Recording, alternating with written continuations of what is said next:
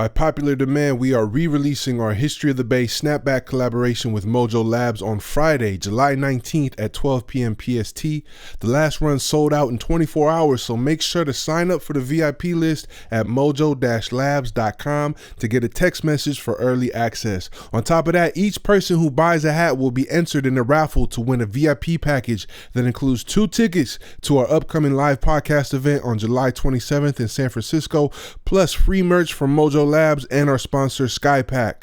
Buy one hat, get one entry, so double up on both colorways to increase your chance to win. Remember, the hats go on sale July 19th at mojo-labs.com. Link in the description of this episode, along with the ticket link for our live podcast on July 27th in San Francisco with Black C, Herm Lewis, and TC.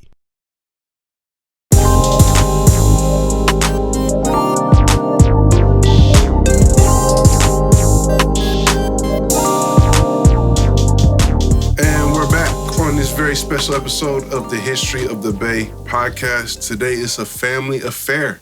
You heard from the father, now let's hear from the son, and the son is a legendary rapper.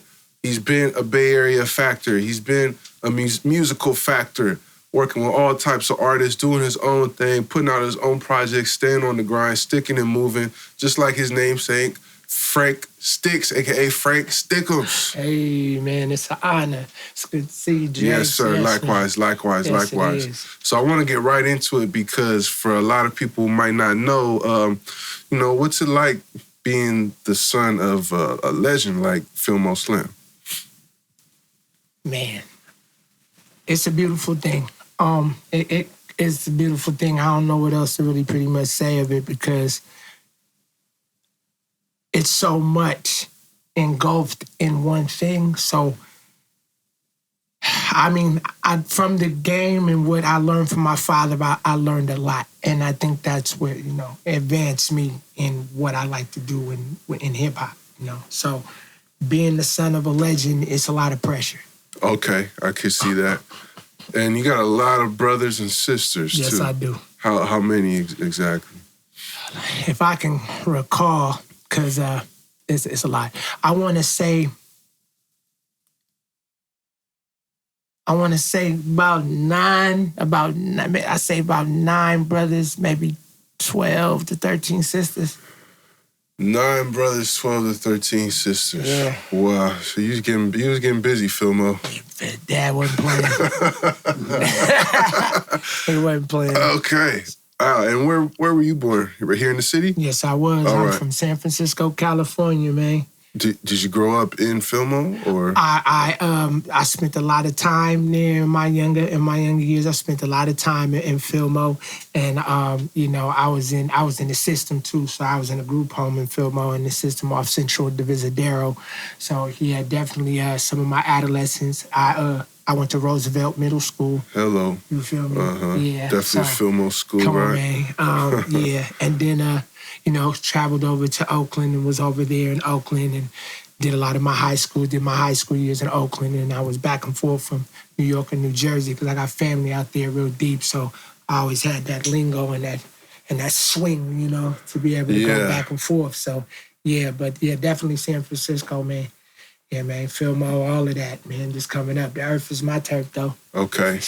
So you were exposed to the game from an early age then? Absolutely. All right. What was that like? What are some of those memories?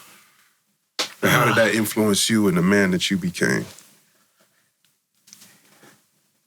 I learned a lot because it was a lifestyle. So what I see now is not what I know, you know what I'm saying? Because it was real. It was a mode of making capital. And it was never really had nothing to do with any forceful or disrespect in any way due to the tutelage. But it was like any other hustle. And you had to be a finesseful individual to survive. A lot of my friends come from this life. So I figured like in that time, I was just speaking my truth and just being the truth that I know, because that's what I come from, So that's pretty much, in that, but without being elaborate and going deeper into the, Sure. game, I can just say that much, and I just leave it at that. Well, that's a hell of a way to put it. Yeah. Because I think to some people it's a very shocking type of lifestyle. Mm-hmm. It's a very maybe attractive, exciting type of world. But I could say for myself personally, growing up here in the city, in the Bay Area, it's a normal way of life. Absolutely. Like any other occupation, but it has its own intricacies as well. And from what I hear in your answer to that is you're keeping it real without glorifying anything, right? Absolutely, Yeah. absolutely, because the moment, you feel me, in the moment, in that, you feel me, is really where you living at. So, because we always in the front of the camera, and we always feel like we on stage. You know what I mean? So it's different. Like my father said, how he came up with the clothing and having to be sharp and having to have a certain way and a certain savoir-faire about yourself. Like, that's not in every culture. Yeah. You know what I'm saying? Like, when I was growing up, I was a certain kind of way because of what I seen and what was always around me. So, that's pretty much what molded and made me. And then me being an individual in my own self and having, the ability to go outside of myself and outside the box to, seek answers and solutions, No, it's So, deep. yeah. And I can hear the East Coast accent a little bit. I feel like Frisco and New York, there's a lot of similarities. Absolutely. Both very metropolitan cities, Absolutely. very diverse. I like to consider myself a city slicker. Absolutely. I go to New York, I fit right in. People asking me for directions. Absolutely. Hey, how you get to Midtown? I'm like, I don't know, player. I'm just walking around minding my own business. So you got family out there as Absolutely. well. Okay. Absolutely. To me, coming up in the music and everything that I did, that's where I became real fast paced, and being from a city slicker, like you said, that was a great word, and having that city mentality. I feel like if you from a city that move like that, then you're gonna be good in any city that move like that. Exactly. And if you have the ability to do what you need to do, then it's gonna show, and you're gonna stand out and shine. And you feel me? People are gonna give you that admiration, and that lead. So, I feel like that's what builds from our vein of where we come from. That's what built me as an artist. So it wasn't a culture shock for you very much. Absolutely not. And you said Jersey as well, huh? Yes, sir. New Jersey all day, man. Goodwood, New Jersey, all the way to Jersey City. All over there. Right. Just being me, being able to, go from different places and let the sauce spill off on it. That's really what it is. Right. That's really what it is. Yeah.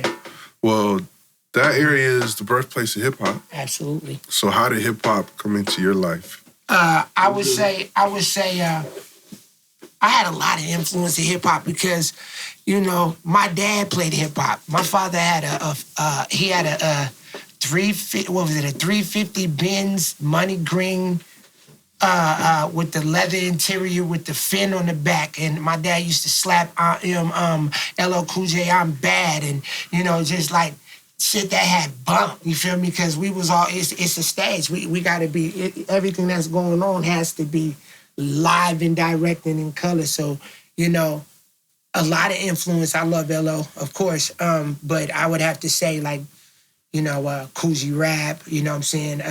Because I liked the pace of flow, But I came up with a variety, of sound. Because my pops was playing everything. His players was coming around playing me all kind of shit. So I remember like the first time, I heard, The Bridge Is Over, the original, you know what I'm saying? And, and then being, and my pops going to New York and doing his thing, and me being in the car, and, we hearing all kind of shit from Grandmaster Cash and, the Furious Five, and just like all these elements of hip hop. So it just became a collage to me.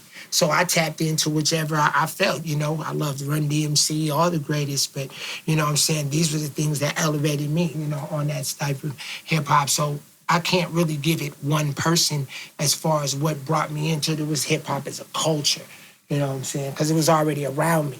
You know what I'm saying? Hip-hop was around me because, you know, players, they wore everything hip-hop artists wore.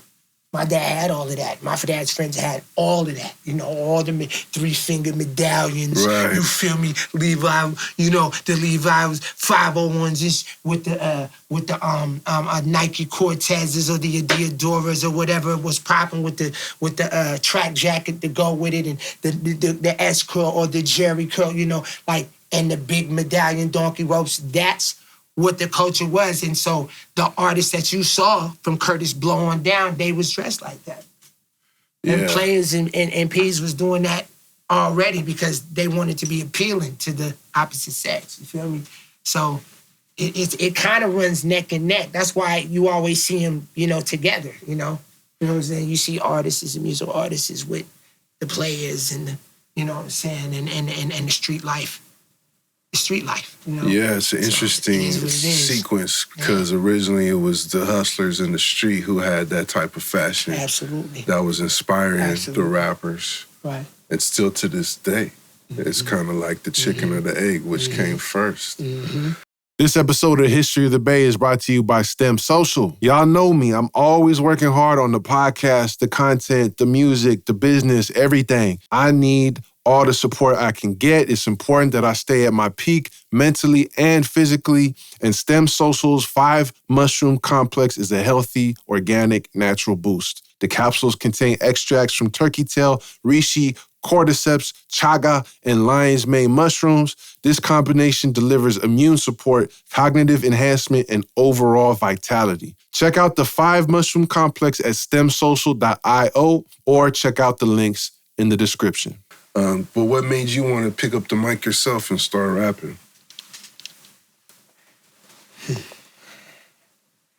I mean, I always had a knack for it because I came up, you know, at my time being in the system because I was in the system. When my dad had to do his stip, you know, it's like we ended up doing stips together. So that's what led to you being in the group home when he went to the feds? Absolutely. Well, it was when he and my mom separated. Okay. And I ended up, you know, being with my mom. And at that time, with me being with my mom, my dad was doing him and handling his business. And he would contact us, you know, due to my rest in peace, my Uncle Speedy, Fell Street, you know. And so through that communication is, you know, I had that, but then my mother was doing what she wanted to do and what she was doing, and the pressure on my uncle and my auntie. And so it got too much for them, so I had to end up in the system. Gotcha. And pretty much after that, that's when it all unfolded. That's when life got like really real. You know? So that's when the rhyme started for you. Absolutely. I mean, because of the pain. You know what I'm saying? Just because of the pain of me not being where I really want to be, and now I'm in the system under systematic rules and levels, and, you know, shit was very foreign to me, you know? So it took me a long time to conform to that, you know what I'm saying? So, yeah, you know. So now you got something to say. Absolutely. Well, when you went to, so you're in New York for how long? I was back and forth. I was going in the summers, and I was coming back out here, and then I was staying out there for like 2, 3, 4, 5 years, and I was coming back, and, you know, just me whittling, hustling, you know, doing music. I was working with Larry O, Real Live and shit out of New York, out of Harlem. You know, and all those guys, I was working with you know, Uncasa and all them people, you know. So it's a lot of people that I had connections to, and me being in Cali coming back and forth, you know what I'm saying? Gotcha. So, yeah, and, you know, it just got real because I stayed to it. I stayed on it. When I graduated high school, I just started doing my thing, and, you know, shout out to the boy DJ Igor Beats, because when I came... Oh, that's my guy. Bay Life Radio. Yeah. Bay Life. So I was in the beginning of Bay Life. Okay. You know what I'm saying? I was there for everything. I was in the fabric of Bay Life. You know, shout out Brian John, you feel me? Because I came to North Oakland. And that's how I got on with them, because I was working with cats in North Oakland. And me going to school, I went to Oakland Tech. Oh, okay. So I stayed on 57th in Genoa.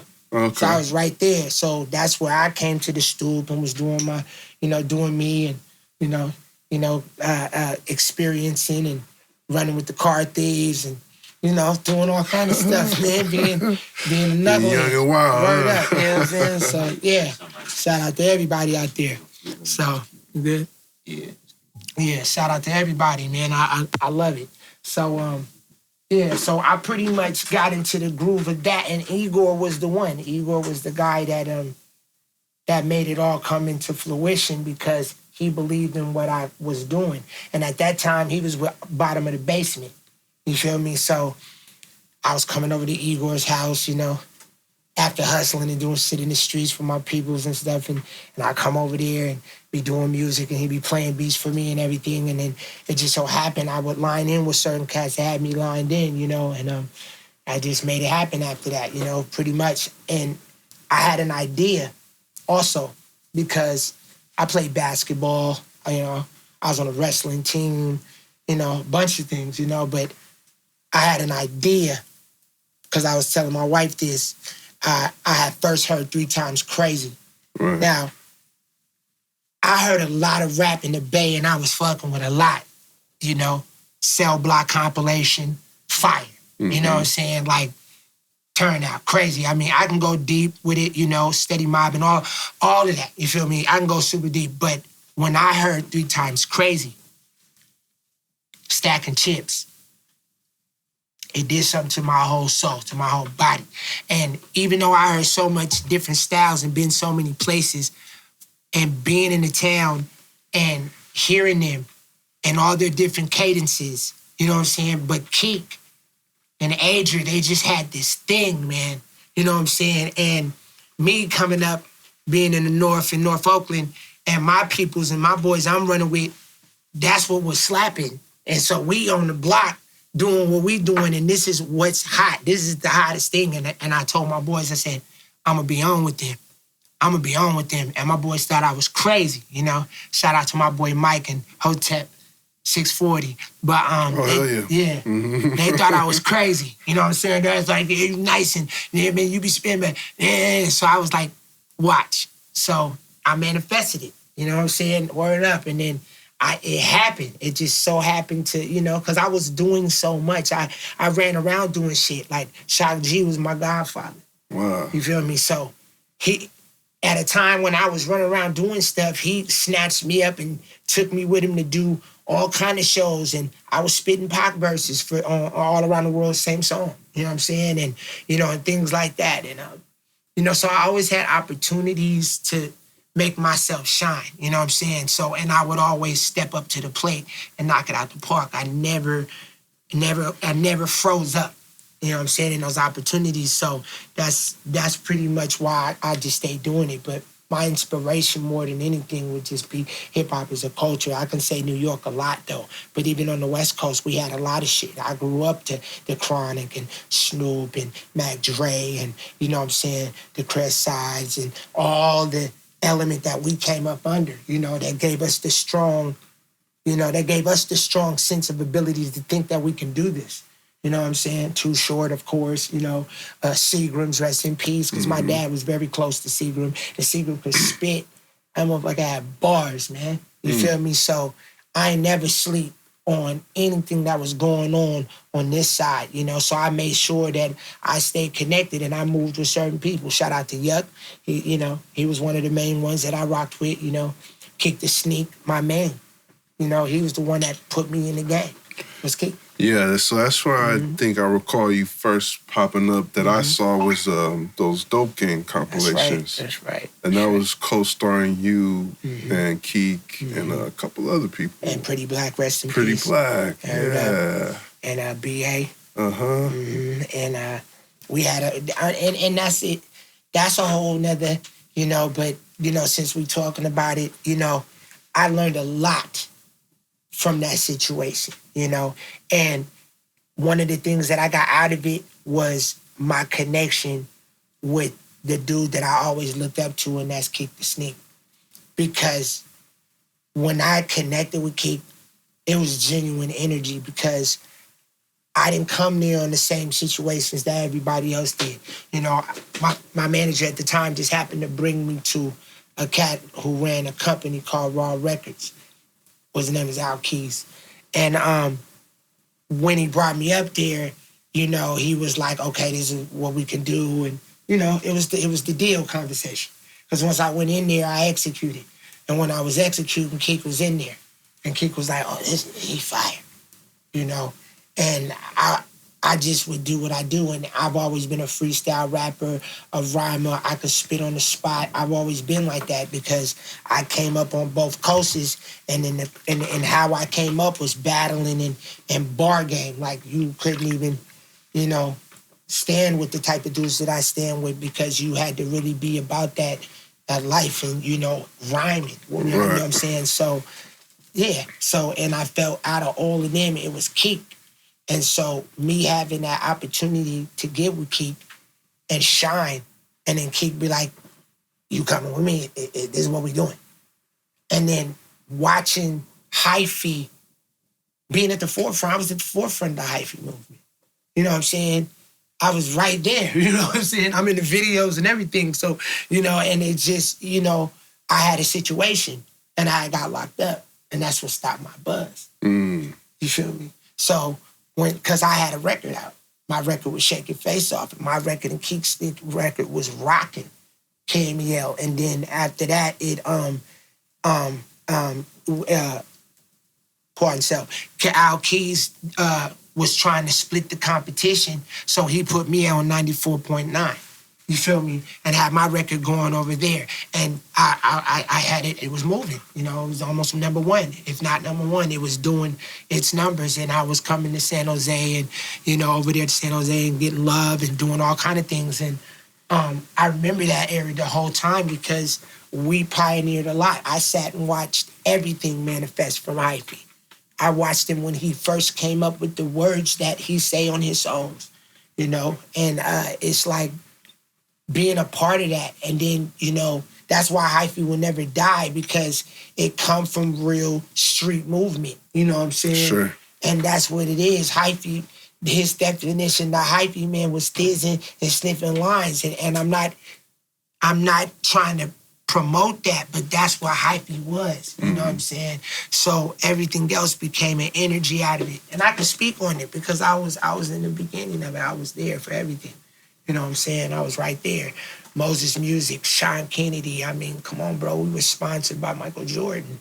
You know what I'm saying? So, yeah, it was a great time. And it was a great time in rap history in the Bay Area, man. It's crazy. Do you have any stories of Pretty Black? Rest in peace. Absolutely. Man, let me see. I have plenty of them. Like in specific, you want me to be specific? Like what? Anything, any memory that sticks out? I remember me and Black was we was at the Mad Dog photo shoot because we had a photo shoot, right? And we was all there, the whole team, everybody. Murder Dog. Yeah, Murder Dog. My bad. Yeah, Murder Dog. So we was on Murder Dog magazine, and this was our shoot for the Dope Game, Dope Game 2, I think. Yeah, because this was when I was on there. So Dope Game 1 was Jacka and all of them and stuff, and then Dope Game 2 I came. And then Dope Game 3 was me. Okay. And then after Dope Game 3 was Clump. Shout out to my boy, Killer Clump. So now I'm remembering like a page in the magazine where I see all them Dope Game and albums. I had the longest braids. I had the Biggie shirt on with the Timberlands with the splatter on and the Dickie suit. That was me. And I had the New York hat cocked all crazy. That was me. So that timing was just amazing because Keak would give me game. Not only was I getting paid, but he was giving me game. He was showing me like, he's like, you gotta just do you, Frank. Like, you nasty. And everybody ain't gonna be accepting of that nasty, but you gotta just stay on you and do what you do. You feel me? And so I stayed at it. Well, you're saying that you and Black were at the Murder Dog photo shoot. Oh, my bad. I didn't mean to flip it. But so me and Black was at the Murder Dog photo shoot, and it was the magazine stuff, and it was awesome. And me and him had a conversation about my uncle, Gangsta Brown, because he didn't know that was my uncle. So, you know, the connection went in from there, because we was cool, but then it got super good after he was like, yeah, because he was like, yo, Dad, Fillmore Slim? I said, yeah. I said, that's my father. And he was like, damn, you look like me, well, everything. So, and Black was the player, man. You know what I'm saying? He was the chocolate prince, you know, all of that. That was my dude, the Nigerian prince, you know? So, you know, yeah, he always used to bring a smile to, you know, my face when he came around because he was always on some player shit. And we had a great shoot, you know what I'm saying? And, you know, we was all out there shining and shit, and it just, our relationship got tighter, you know, after, you know, we found out the vein that we was from. Then we saw each other in traffic, and it was even better. So, and Black was a player, man, you know? He was a player. So you're having all this motion, and then a case gets in the way. Yeah. So you had to do some time? Yeah, I had to sit down for a year. Okay. Mm-hmm. So that kind of put the pause on. Oh, yeah, it was crazy. Mm-hmm. It was crazy because I was getting my momentum. Like, yeah. I really started feeling it. I think the biggest feeling for me was the Keak Da Sneak show we did for Bobby Valentino, because he was a no-show. And it was at the San Jose Radisson Hotel ballroom, and the stage collapsed. Ooh. It was bananas. Ooh. But that's how hard and hyphy it was going. The stage, and it happened. It happened on I think it was Blue Jeans and Nikes. But I opened that show. You know what I'm saying? And when Keak brought me out, he was like, you know who Fillmore Slim is? And the people was like, yeah, the pimp, the Godfather, the real one. He was like, well, I got his son. And he, you know, he on fire. I know what it is, man. He was like, man, let me bring him out. And they played my first record, Rah. And it was amazing. The energy, just everybody, just like this. It felt like a heartbeat. And it was just like, I knew I had it. Yeah. And then my first words, hey, yo, we blow our backs, and the crowd just, and the upbeats. And it was just, I knew I had it after that. And then I'm riding around, you know, we're traveling and we're doing it. And, you know, we get the house, and we got the cars. We living in Dago. We in Escondido in a $7.1 million mansion. We living. We all have made it. It's just crazy. We feeling it, right? And then I go on a tour. We fly back in, and my boy parked he was parked kind of wild in the Hummer. And they snatched me up after they ran my name. And it was crazy. You know, that whole situation was crazy because I felt it. But, you know, the officers was cool and shit. They didn't want to take me, but the sergeant wanted to take me because I said I was going to deal with it. But the sergeant was like, nah, we got to take him. Vegas wanted him. It was a Vegas situation, you feel me? Mm-hmm. So, yeah, it was crazy after that. And then I went through this whole systematic shit. It was crazy. And then, you know, yeah. So you lose your vibe and everything, and, you know. But I stayed on my pen, and I was rapping in there. And they brought the Murder Dog magazine in there. And they played my CD in there. Yeah, so it was good, man. Well, it was all right. Man. Yeah, and, well, you know, as they say, sometimes it's greater later. Right. And you've been doing big things since then. Yeah, things have. You've been working with Bobby Brown. Yeah, it's crazy just how things unfold. Yeah. So how that even happened, you know, I'm not going to go all in elaboration. I was working at the studio that we had downtown. We used to have the old 110 studios that Too Short used to have right there by Everett Jones and the breakfast spot, the chicken and waffle spot. Mm-hmm. So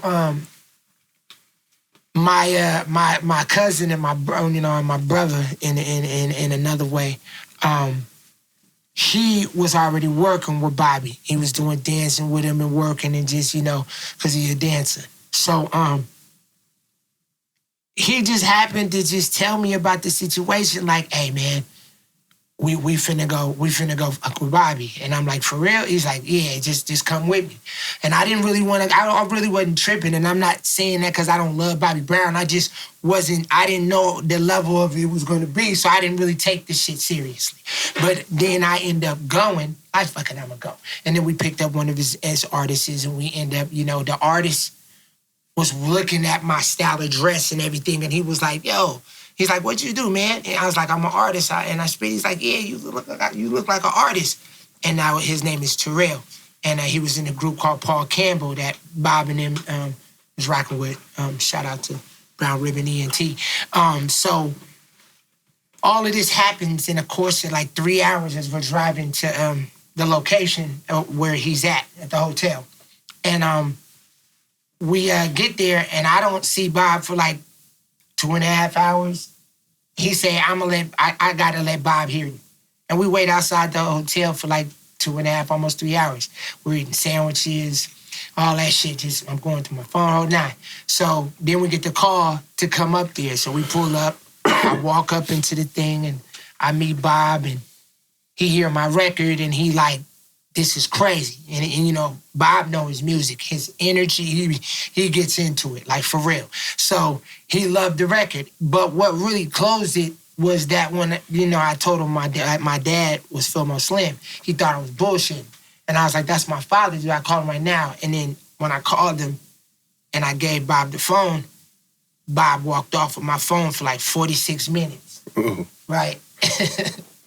And then he came back. And when he came back, he handed me my phone. He said, you coming with me? I got you. He said, your dad'll be here. And so I didn't even know my dad was even coming. And my dad drove this new Cadillac, the STS, and got from Sacramento. Where was that at, Dad? Where was he at? You right here. Oh, yeah. You right here. Right here, Pop. Out there. Pop, right here. Where was we at? We had to go. You came from Sacramento. We was out there in the old, Sac, out there by that old base. Right. So, but where was I can't remember y'all right now. It's a big field out there where artists, you know, they put up the stage out there. Uh-huh. So y'all was way back out there and by the part of Sacramento. Yeah, we got the military base. I can't remember. Okay. But it was ridiculous. And my dad got there and Bob put a chair on the stage for Dad to enjoy the show and gave him the love, and I opened up the show and I blew it out the water. Like I went crazy. And from there, Bob was like, you coming with me? And so I went to LA. I was living in LA and it was going down. And, you know, then situations happened with Bob, you know what I'm saying? And, you know, and that pretty much kind of caused, you know, the situation not to flow all the way through, you know what I'm saying? So, but it was beautiful because the relationship that I still have with Bobby and the connection that I made, and then we did a whole project, which I'm gonna be putting out this year. Awesome. So can't wait to check that out, man. Mm-hmm. And I mean, shout out to Brown Ribbon for sure, man. Another crazy connection is you're now performing with Toni. Yeah. You're a member of Toni. Yeah, I'm a member of the Toni brand. Absolutely. Wow. And the band, yes. Wow. Yeah. Yeah. What? Yeah. That's tight. That's what I'm saying. Playerism takes you a long way. Yeah, that's right. I'm going to tell you, if you don't know, playerism takes you a long way. So how did that come about, man? Okay. Dwayne, Dwayne fuck with my dad. You know, he rock with my pops. So it was already in the fabric. And so my dad told Dwayne about me. Okay. And so I ended up I want to say some years ago, I ended up coming and doing a song with Dwayne and my dad at his old studio at the Purple House in West Oakland. And that's when I met, shout out to Vernon, our bass player and everything, but I had knew Vernon before then. But it was like, that's when we all started getting connected. And that was the first time that I had met Dwayne. And so he was like, okay, yeah, the kid do his thing and everything, but he didn't really see me in action. So it was when I was with Bobby, then Dwayne reached out. Wow. Yeah, that's when I got that was the first reaching. And then while I was with Bobby, I was still, I'm still doing shit with Dwayne. And, and this was a little thing. Like I did one song with him and he was taking me with him to just go do that song. So it evolved into everything else as we went and as we kept doing things. But, he was with me with as I was doing the Bobby thing, because he was rooting me on. He was like, okay, make sure you get get a project, get some things out your situation, you feel me, and hold to what you got for as long as it's there, you know what I'm saying? Because things are there and then things flutter away sometimes, and you have to still be able to stand on your own too if that situation may happen. And during that time, Bob was going through a lot. He was trying to be strong, but he was going through a lot. And he still was moving through the love of music. And he genuinely loved what I did. So, being in the studio with Bobby and everything, I'd be calling Dwayne and everything. He'd be like, man, do that shit. And so everything kept going and I kept doors open. And so when Dwayne gave me the tootle, he hit me with the whistle and he was like, look, boom, boom, boom, boom, boom. And I was like, all right. And I didn't take him seriously. At first, I was like, oh, you joking? Because I thought he was joking. He was like, yeah, he heard me doing a little something. And he was like, I hear that pain in your voice. He's like, man, I like your sound. He was like, my God, I had you as one of the Tonys. And I laughed. I was like, oh, you funny. You know what I'm saying? And then he was like, no, I'm serious. And I'm like, okay, you know what I'm saying? And then, some weeks later, I was sitting at the house with my wife and I got the call. Bing. Man, you about to be in the Tonys. And it just happened like that, And it was love between both parties, because they rock with each other. Bobby Brown and Dwayne are close guys. That's amazing, man. Yeah, what a story, what a journey. Yeah. Music will take you so many places. Having a good personality will take you so many places. Being a player, man. That's right. I'm just gonna be just honest. It was just my savoir-faire coming from the lineage that I come from.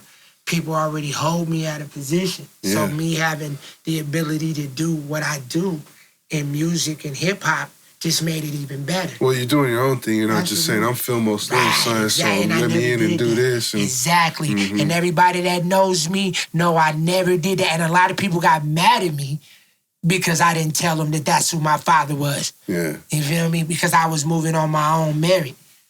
And I love my dad to death. It was always that, but that was a thing with me. I wanted to be my own. I wanted to be my own entity. I want to be my own name.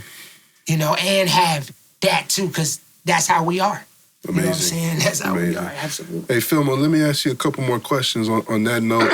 What do you think seeing your son's music career over the years? You're a musician now. He's a musician. How does that make you feel? Well, I seen him come up, but it wasn't nothing on me not being expected because, he my son, and he got all the music from his daddy, and that's why we are, we gonna do another album together, father and son, like Gil Scott-Heron, and, like he did his thing. That what gave me the idea. I said, okay, you're a rapper. I'm a blues singer. I'm an entertainer. I won't just say one stage because I sing jazz, blues, everything. So I said, well, I'll sing and you rap. So we did have Little Brother. And it went over real big, and they put it in the San Francisco Library. And when they have a lot of shooting and things, they come out and they play it. And I think it was good for the community. I think it was good for San Francisco. I was glad I was able to give something back to them. You know what I'm saying? So we did that. And we're getting ready to do, we're going to do another CD. This time, we're going to do half and half. So he do his part, I do my part, And don't get me wrong now, he can sing the blues now. I had him on stage singing the blues now. He didn't have to follow his daddy. Absolutely. Even at Yosh's, we did the variety show. My part was I sung with the girls, Zerg Soul. We did Let's Do It Again. Mm-hmm. I did Pop Staples place on that. And then I turned around and I did Skin Tight. Yes, and then me and him did James Brown together,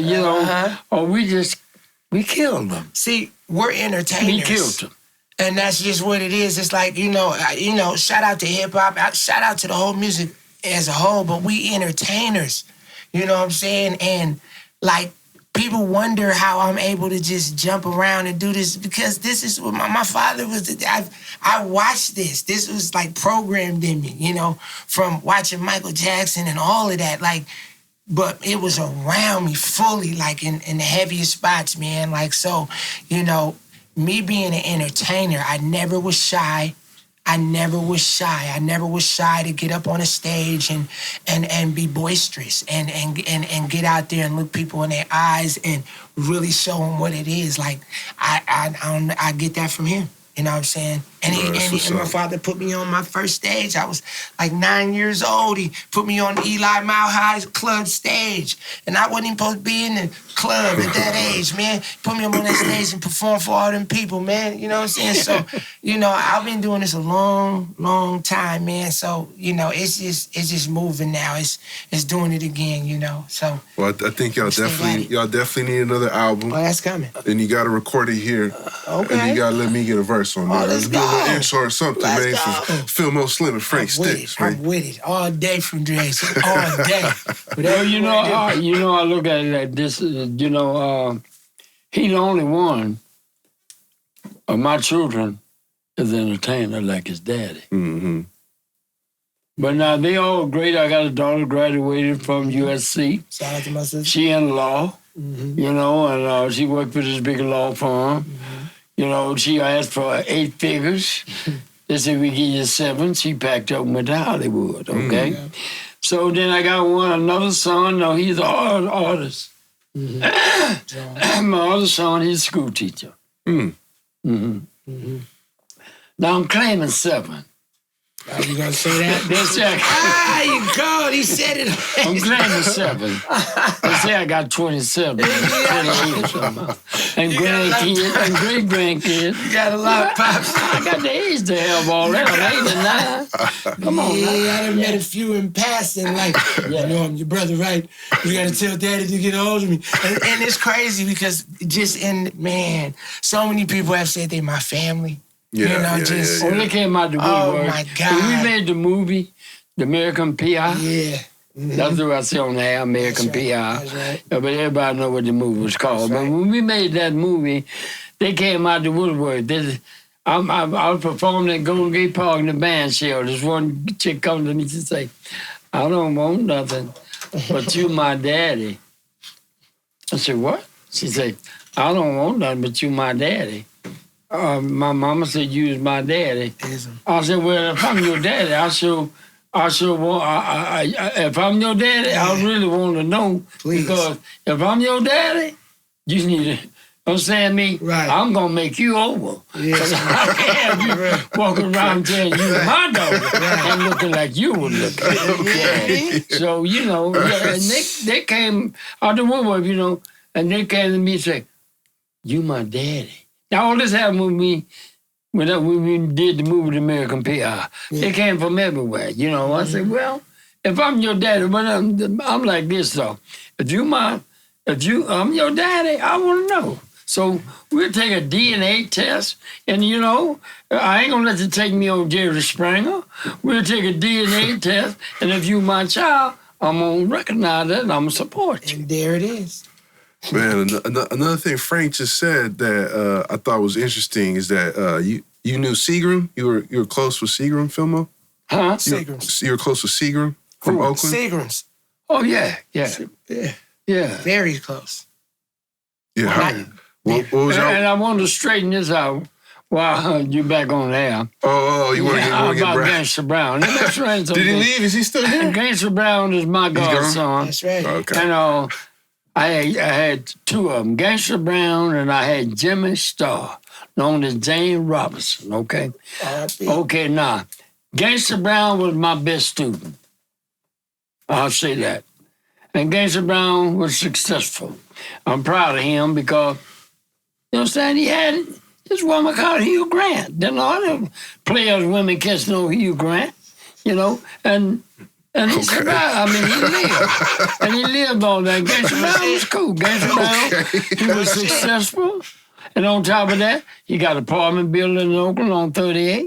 You know, he's successful. And Gangsta Brown didn't never do no drugs. Gangsta Brown didn't do none of that stuff, okay? We'd be in the after hours. Gangsta Brown, they pass it to him, he do his job.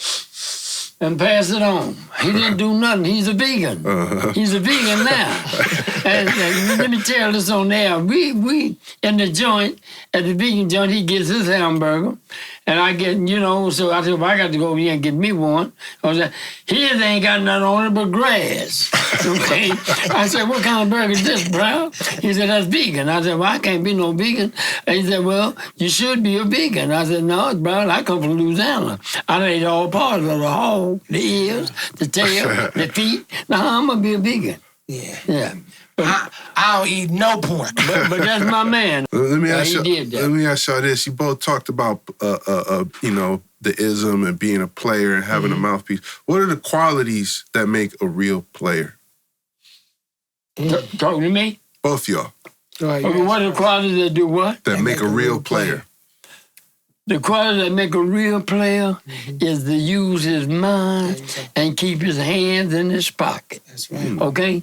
Because if you got to beat up on your woman to make her go get the money and make her go to work, then it ain't right. Yeah. Something ain't right with that picture, because my women went to work with a smile on their face, not with a frown. That's right. Because if you beat up on your woman, then send her to work, they say, back in the corner, and the police, that gives the police action to get you, dude, and lock you up. Because when he see over there been all beat up and everything, he gonna go over there and put his thing down. He say, oh yeah, he done beat you up, huh? Yeah, you need to leave him, we ain't gonna put him in jail, but just tell us who he is. I'm serious. And then she opened my mouth and said, it's over. Well, his name Fillmore Slim. You come and get me. It's cooked. You know what I'm saying? Okay, so now she got to testify. She can't back out. If she want to back out, that's cool. The state gonna pick it up. Mm-hmm. I did 4 states and 1 federal, y'all. I know what I'm talking about. Mm-hmm. And I wanted to say this here. I didn't go to the feds for bank robbery. None of that. Crossing the state line with a prostitute. I went to the feds to get a passport. They offered me $20,000 to go over there and play for 2 weeks. I was on federal probation. I asked my probation officer, can I go? He said, you can't go nowhere. And that's what started the ball rolling. Right. Yeah. Right. I went and got false everything. And there it was. Yeah. Right. And then the game begins, Man, this has been a treat, ladies and gentlemen. We got 2 generations of game. Yes, sir. From Frisco to New York and all the way back. New Orleans. Yeah. Down south.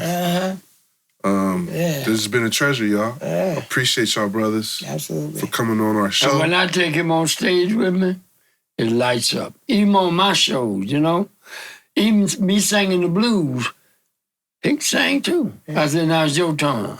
That's right. Yeah. Yeah, it's dope. And he can scream just like his daddy. He can beg the women on stage. That's what I be doing. I be begging. Let me tell you something about that. Okay. Yeah. I was in Silicon Valley with this club called the Little Fox, okay? And this chick came up to me, little built up chick like a man, you know what I mean? She was Italian. She said, I took care of John Lee Hooker. She said, he done passed away. You is his age, so now I'm gonna take care of you. She said, I don't want nothing. She said, I'm not a taker, I'm a giver. So my agent, which is Caucasian, she said, what's he talking about? I said, I don't know. But I say, if it's what I'm thinking about, I don't turn down nothing but my collar. Hello.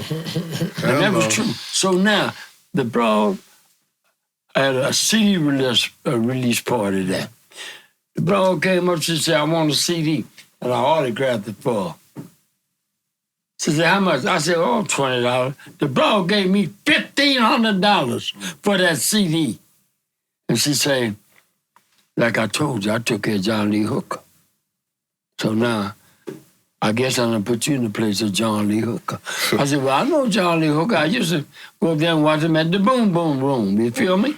So anyway, then the chick came and took me to Oxford Street That's on Marcus, Oh, hell 6 yeah. and Marcus. Oh, yeah. And bought everything she could in that for me. love it. The man told me, she said, I wish you bring her back because she spent so much money. Then she told me to meet her. Now listen to this, y'all. She said, meet me at the cheese factory in Union Square? St. Carlos. Oh, okay, San Carlos. So but I'm living in River City. I lived there for 9 years, Silicon Valley. So I meet her in San Carlos. She tell me this. She said, meet me at the cheese factory. I meet her at the cheese factory. She gave me $2,500 $1 bill. She said, now, I want to make sure you got some money. Then she said, let's walk over here to Macy's. We walked over to the Macy's. The broad bought me some earrings, $3,000. The broad turned around, and she brought me a ring. Cost $10,000 to go on my pinky. Now listen to this. Now my agent is getting scared and scared. She said, what's wrong? Why is she doing all this for you? Well, you don't, I don't know. She's a fan. I said, I'm not going to disappoint my fan. You understand me? I'm going to accept it. I said, I'm on the receiving end. And she said, she's on the giving. Okay, so I'm the receiver. So I told her, I said, well, you know, I said, I'm a wide receiver.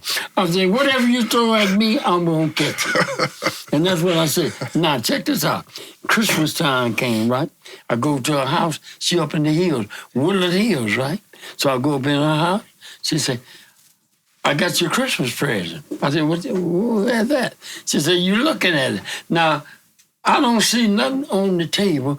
You know, them little bitty Christmas trees, you put the sticks in, you put them together.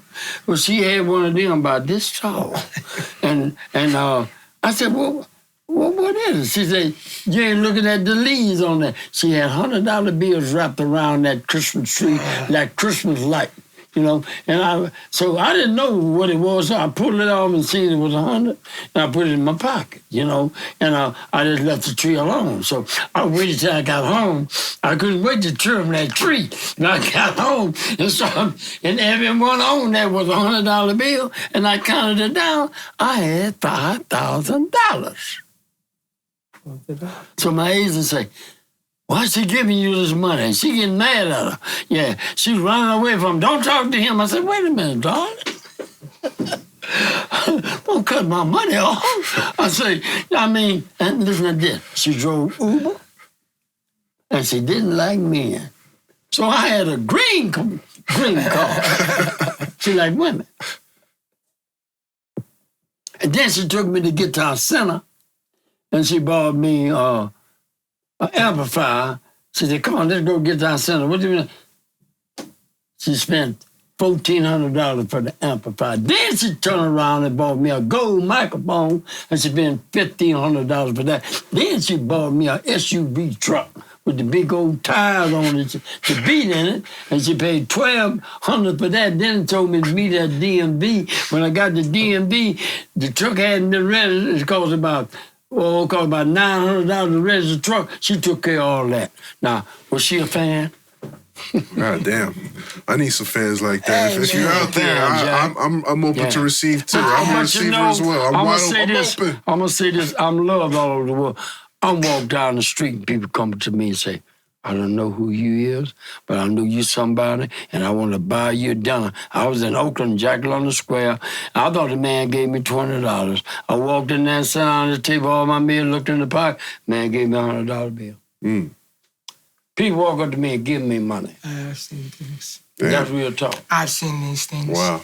Mm-hmm. Amazing. Since I was a kid. Amazing. I know you who you are, but you somebody, and I want to...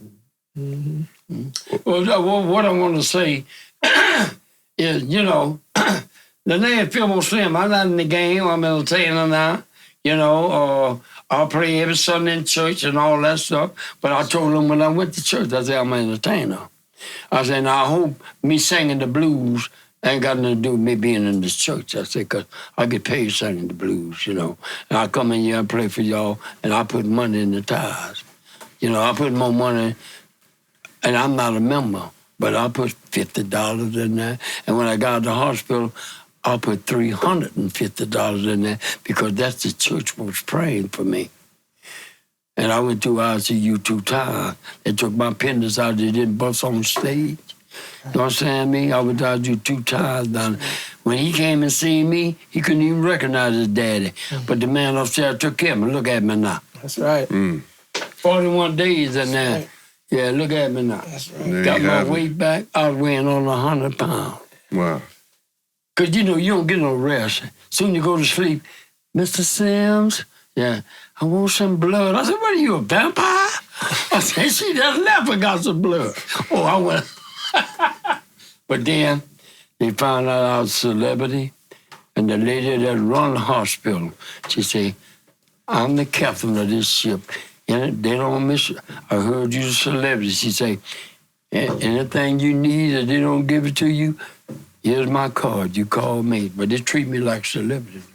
And that's what's up. Yeah, they did that. And I had one nurse in there at night. You know, she would go and get me.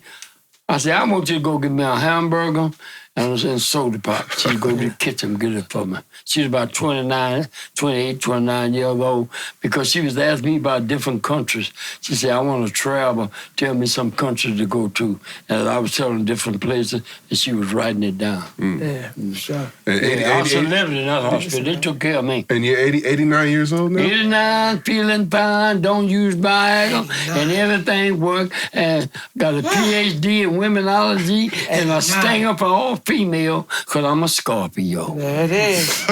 There you go, man. We're going to end it like that. Can I say some things, man? Because my father, man, he got the mouthpiece, man. I'm trying to tell you, man. But definitely we doing things. Me and my father have been doing a lot of good things.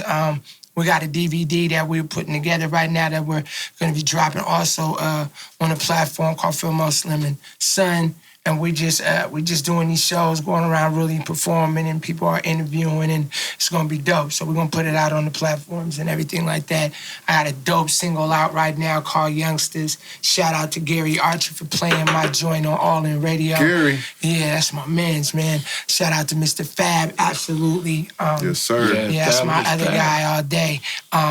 And as we keep this thing going, man, you know, rest in peace of all my guys, you feel me? J.A., C.K., man, that's my man's, man. Rest in peace to Allah right there, man.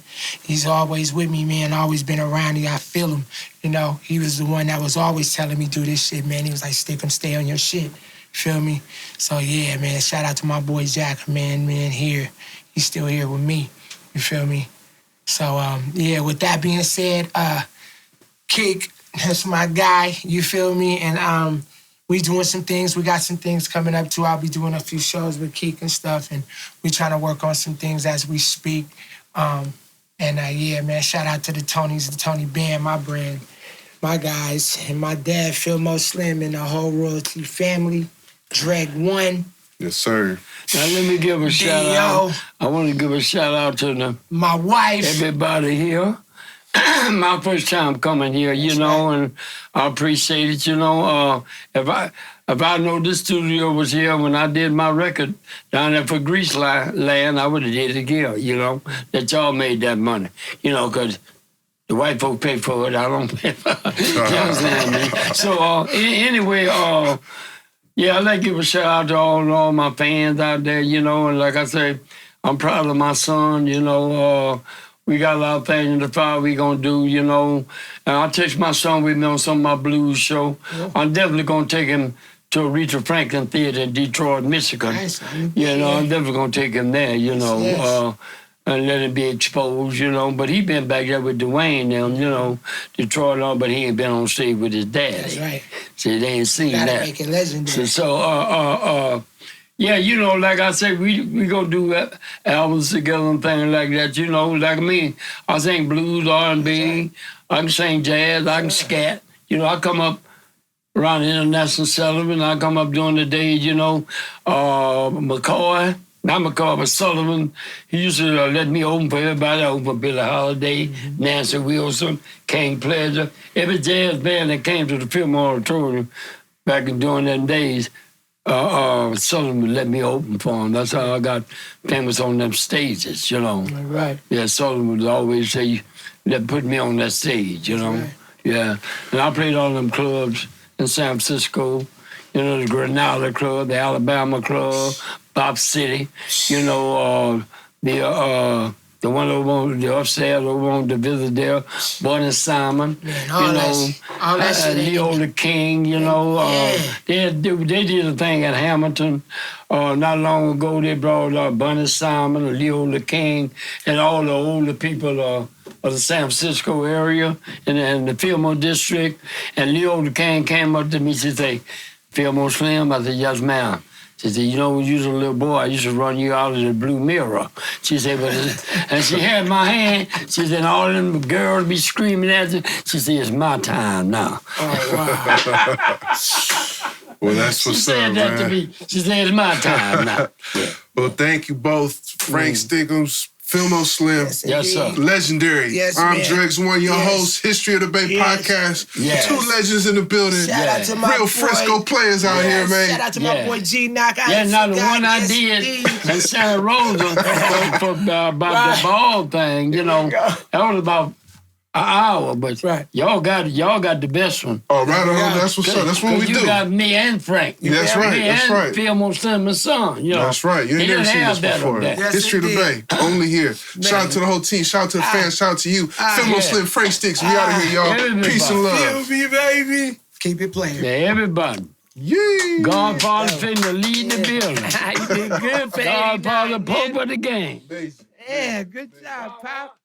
Recognize where you got the game. We got our own style, got our own slang. Northern California is a West Coast thing. This is the history of the Bay. Recognize where you got the game. We got our own style, got our own slang. Northern California is a West Coast thing. This is the history of the Bay.